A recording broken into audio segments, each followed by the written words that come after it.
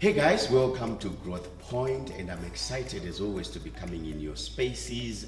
And yes, we are celebrating Women's Month, and today I am joined by the beautiful, she is a woman of many titles, and I'm gonna leave some of the titles towards the end of this. But Pastor Bertha, welcome. Thank you. How have you been? I've been great, and I'm happy to be here. Awesome, awesome. I've been wanting to have this woman for a very long time to join us. We've had the first season of Growth Point, and now we're in the second season, and it's such a privilege having you with us today. Thank you. Awesome. So tell us a little bit about yourself. Who are you? Wow, what a broad question. Well, my name is Bertha, as you've rightfully said. I am a woman. I'm an entrepreneur. I'm a student. I'm also a pastor, a mother, a wife. Yes. Well, I'm a lot of things. It depends in the context in which you're asking. Oh, wow. Yeah. Wow. I'm not even going to try to dare you to say which one of those do you prefer of those titles, lest people take offense. Yeah. Yeah, but we've been, and we're still celebrating a Women's Month, and I think one of those key things that we get to look at is just how far women have come, and you have mentioned many things about what you're doing in your life right now. So the question I have for you that you may just indulge us in, do you believe that is there a lot that has been done for women? Well, I believe there is effort. There is effort in recognizing women. And looking broadly, Yes. you find that women have really risen up. In the past, women used to be marginalized. They wouldn't be given opportunities to express themselves, to explore different industries. But you find that there is an emerging group of young women that are doing amazing things in the marketplace, whichever sector you can think of. And the beauty of it is that they're also taking wisdom and knowledge from the older women of old, because their stories, some of their stories were never told. Yeah. But because of these new emerging women, we get to hear the stories of old. We get to hear what our mothers, what our grandmothers went through, the things they endured, the things they achieved. And it's a beautiful story to tell. So I believe that there is a new platform for the emerging woman, for the woman to shine in all aspects, and not just in a limited capacity that as a woman you're just supposed to be a wife, a children bearer, and that's all that it is to you. Wow, Yeah. wow. I want to certainly say you are indeed an example of one of those women that have really taken it out there and are playing a very pivotal role in your own timeline. So well done. Thank you. Awesome. So since you wear so many hats, and I think today, if you allow me, I'll invite you back again, maybe 3-4 more times. But today I want us to talk about some things that affect us as people, specifically as children of God, and the way we relate to each other, and the way specifically we relate to God. And I know that one of those things that you are also a worshiper. And tell us, I've just got born again today. What is worship? Wow, that's a broad topic, eh? I'll refer to the book of Isaiah. Isaiah chapter 43, verse 21. It says that the people that I formed for myself shall declare my praises. Yes. Every person was born with a proclivity to worship God, whether you acknowledge it or not. So as a born again, Yeah. I think the first premise of being born again is acknowledging that your life is not your own. That the maker of heaven and earth, the creator, has found pleasure in, like giving you an opportunity to know him, to meet with him. So when we talk about worship, it's more than praise and worship at church. Yes.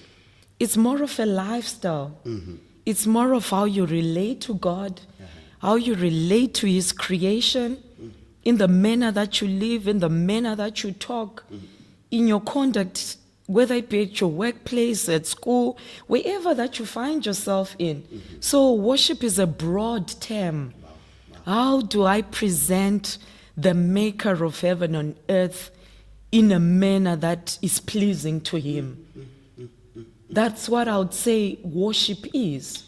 Because if people are to look at me, look at the way I handle myself, look at the way I talk and behave, they should be able to relate back to God. That's good. Yeah. That's good. So in essence, you are educating me right now that worship goes beyond Sunday. Yes. It goes beyond the confinement of a church building. Certainly. That's what I believe. Oh, wow. Yeah. Oh, wow. So how do we do that on our day-to-day basis? How do we live a life of worship? If you were to give me practical steps, what are some of those? Okay. Well, I'll consider my life, and I'm sure everybody else has got different routines of how they live their lives. But my day cannot start without me consulting God, without engaging God. Whether it's through prayer, whether it's through worship, I've got my a daily reading program that I follow. So every year I read the Bible, like from beginning right to the end.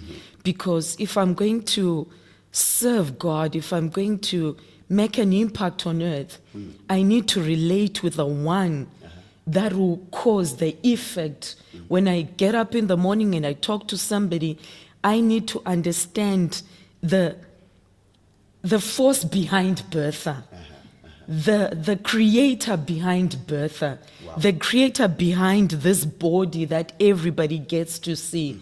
So in me praying, in me committing time in devotion, whether through the word, and hearing of the word, all those things that we do each and every day, it gives me the opportunity to also find expression in him. So I get to relate to him, he relates to me, and also guides me, like throughout my day, how I should go about, the kind of people that I'm going to meet, how I should behave myself.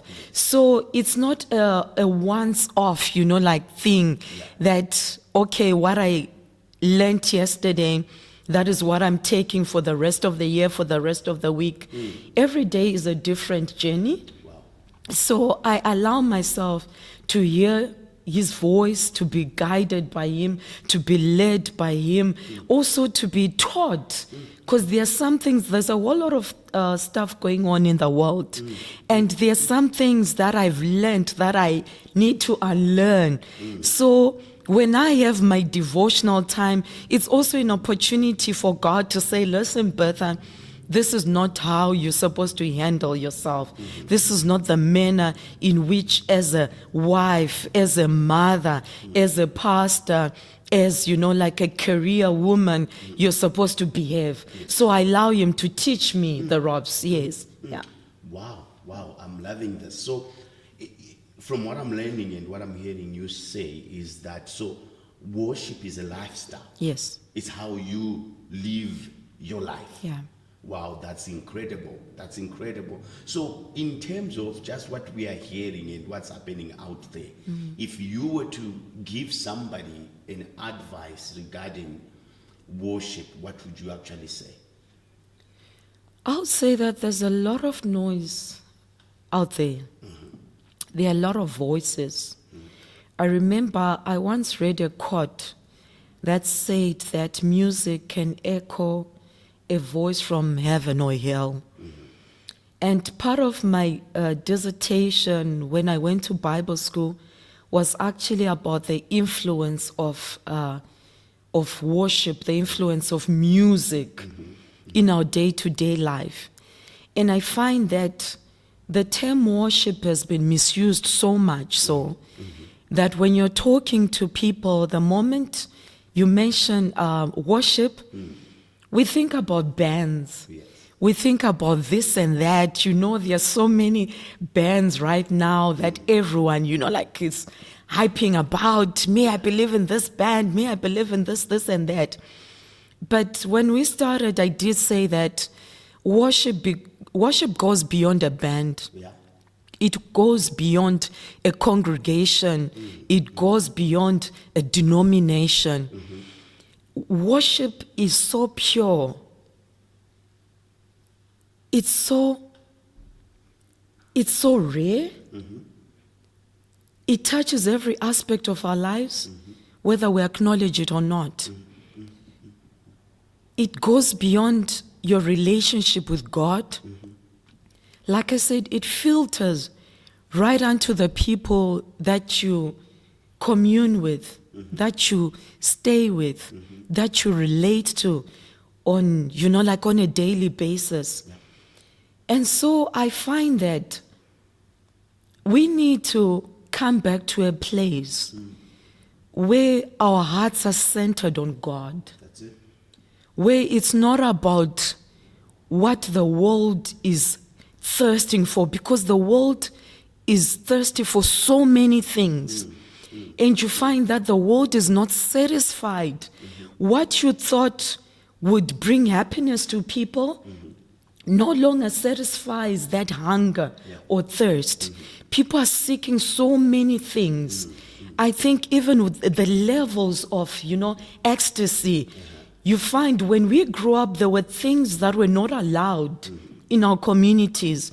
We knew that there are certain boundaries that you're not supposed to exceed, you're not supposed to go beyond.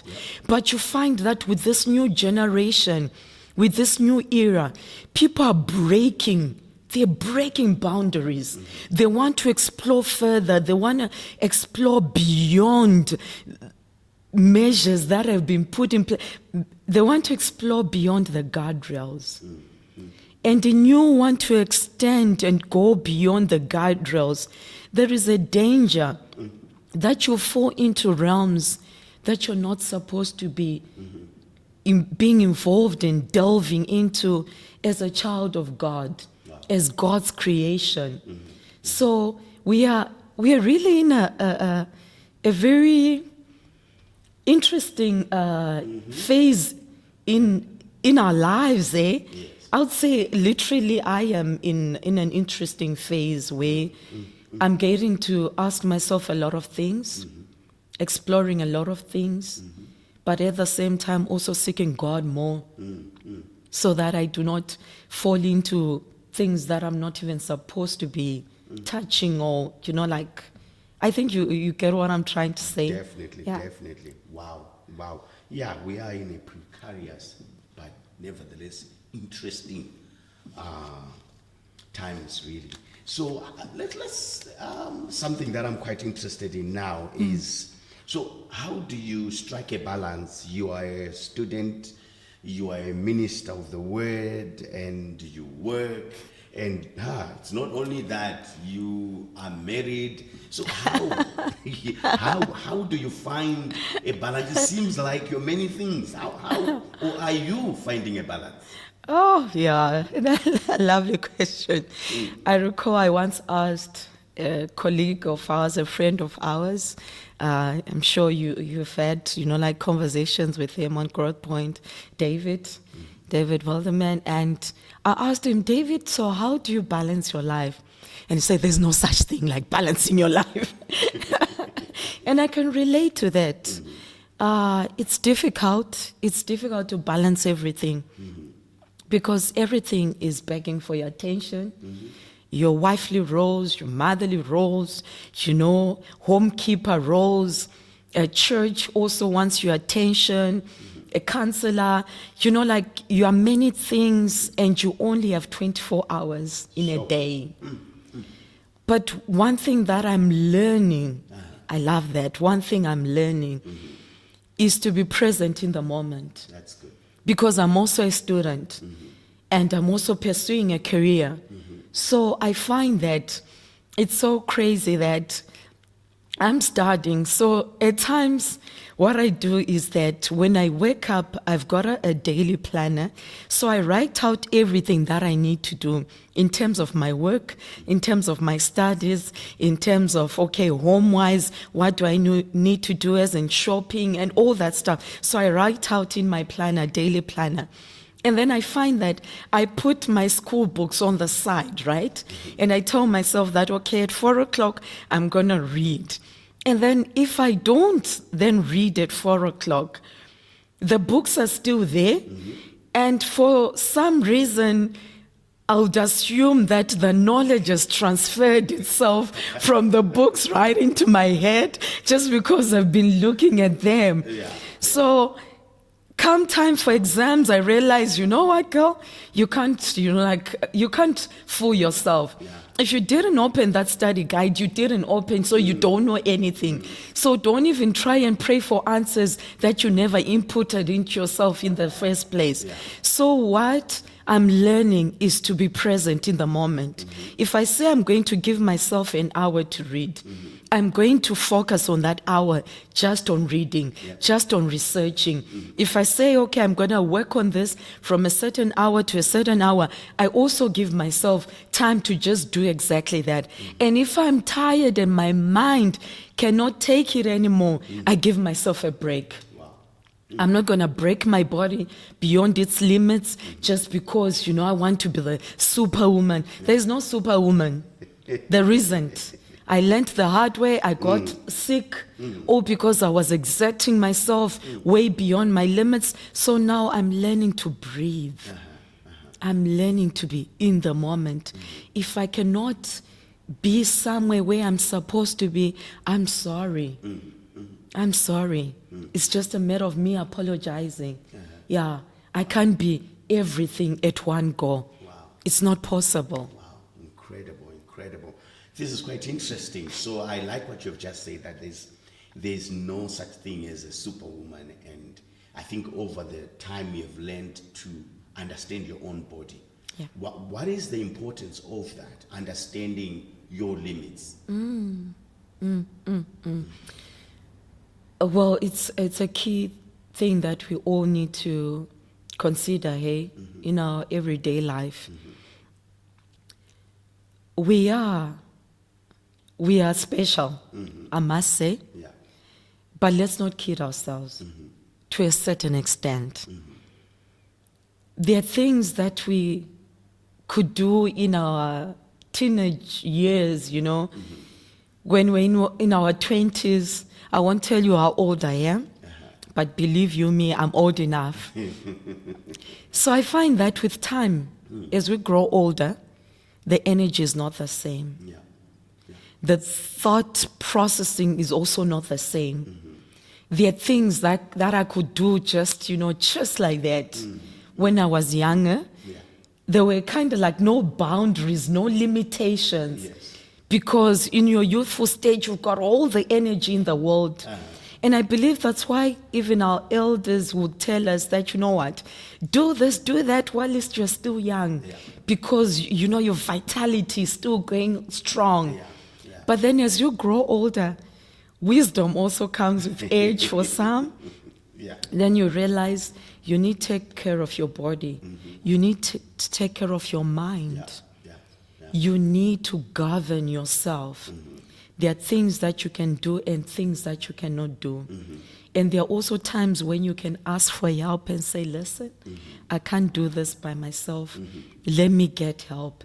Let me get a mentor to assist me with this thing. Let me get a helper to assist me with that thing. Instead of wanting to do everything by yourself. There is help. There are people that can assist in various aspects of our lives. I said I'm a student. There are some things I don't understand as a student. So what do? I seek help from people that I notice that they've got a way that, like they understand things better than I do. So I consult and say, listen, what do you think about this and that? Even ministry-wise, I consult my pastor as well and say, listen, I don't understand this. I've been working with the Lord for so many years, but it seems that I'm limited in this area. So please guide me. Please help me. Help my understanding so that I can extend it further. So we can't do everything by ourselves, guys. We need people. Oh, wow. I love that. I think if I'm picking anything is that with the wisdom you're speaking of, you have come to also realize that you also need help. I do. And I'm, like I told you, I'm learning and I'm learning quick, and so that you've come to realize that at your age, or with all these hats you wear, it's now a matter of learning how to manage everything. Yes. And living in the moment. Yes. I think it is so crucial so that one doesn't run themselves to the ground. Because that's, if you look at where our world is right now, Yeah. there are a lot of mental health issues. That's And true. most of them are coming from people that are taking too much than they can handle. That's true. Or people that are struggling or failing to deal with stuff. So I like what you say, that live in that moment. Prioritize what you are doing. And when you are done or you're not done, put it aside and move to the next thing. There's so much wisdom in that. Thank you so much. So what makes life unique for you? What makes, let's say, your life? What makes your life unique? For me, it's finding my purpose. That's what makes life unique for me. If you live your life just for yourself, you'll be satisfied to a certain extent. But after a while, your life is void of happiness, it's void of joy. Yes. There is a certain measure that comes when you know that you've touched another life.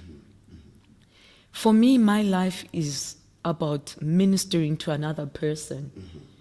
Whether it be with a touch, whether it be with a look, whether it be with a word, whether it's making sure that somebody has gone to bed being in a better place, in a better position, spiritually, emotionally, physically, because of my contribution is a big thing for me.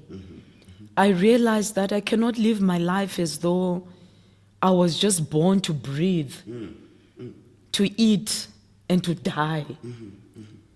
I've got a part to play in life. I've got a part to play in society. And I believe each and every person that is on earth has got a role to play. Yeah. So when you touch another life, when you make a difference, a positive difference in somebody's life, your life becomes unique. Wow. Sometimes I find that we get depressed, we get anxious because we know that there's a certain aspect of our lives that is not being fulfilled. We know that we have been called. Yeah, sorry for those. I know the word calling is a bit controversial, but I believe that everybody has a purpose why they are on earth. That's true.